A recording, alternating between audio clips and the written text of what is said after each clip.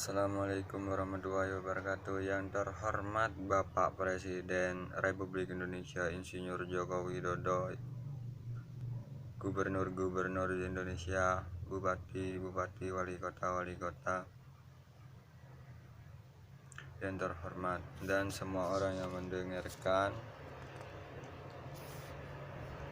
Saya adalah salah satu pemuda yang hidup di zaman ini, yang masih diwarisi kemiskinan. Kita tahu pemuda dan pemudi adalah aset bangsa, harapan bangsa, generasi penerus bangsa, yang seharusnya hak-haknya tidak boleh diabaikan. Saya berhak untuk tumbuh dan berkembang.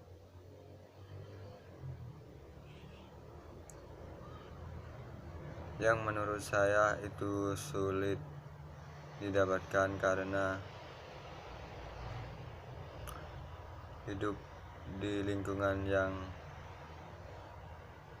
miskin, sehingga membuat pengembangan diri menjadi terhambat.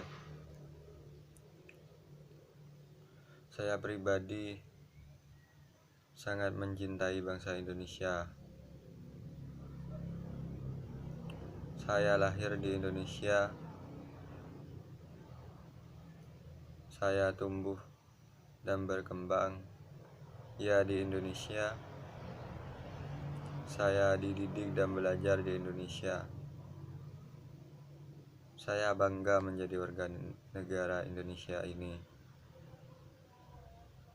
Tapi ironisnya, banyak dari kita itu yang hidup dalam kemelaratan, terbelenggu dalam kemiskinan.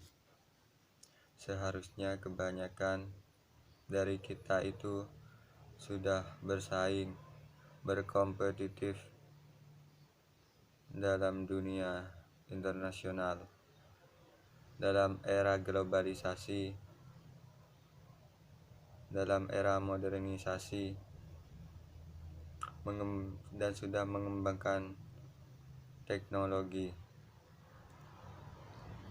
Namun faktanya, sebagian besar dari kaum muda, termasuk saya salah satunya, masih terbelenggu dalam kemiskinan dan berpikir keras untuk keluar dari masalah ini, sehingga untuk mewujudkan kemajuan, untuk mewujudkan inovasi, kita itu mengalami keterlambatan.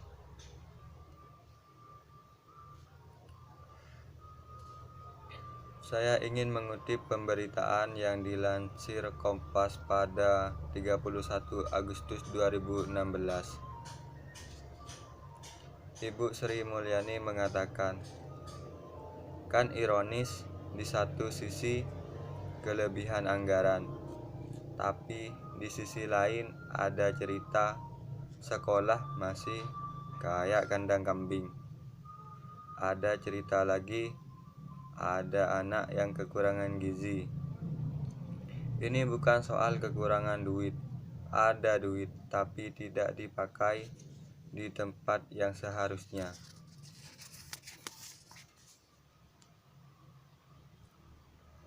Akhirnya rakyat yang menanggung. Pemahaman Bu Menteri ini bagian kecil dari masalah-masalah yang teramat banyak dalam bangsa ini, menurut saya. Belum lagi membahas korupsi, masalah lingkungan, peredaran narkoba, masalah literasi numerasi,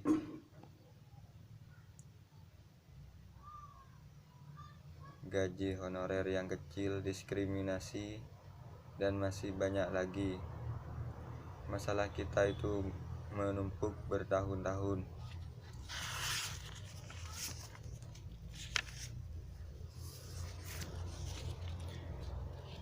Warisan dari pemerintahan sebelumnya hingga diwariskan pada pemerintahan saat ini.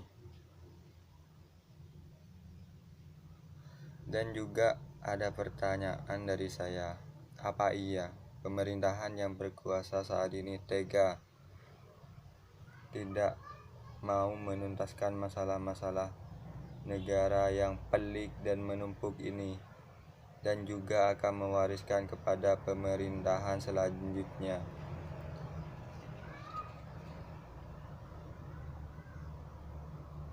Saya minta tolong kepada pemerintah jangan mempertahankan egoisme pemerintahan, mengklaim sudah membangun inilah itulah, jalan tol, bandara, bendungan, dan lain-lain.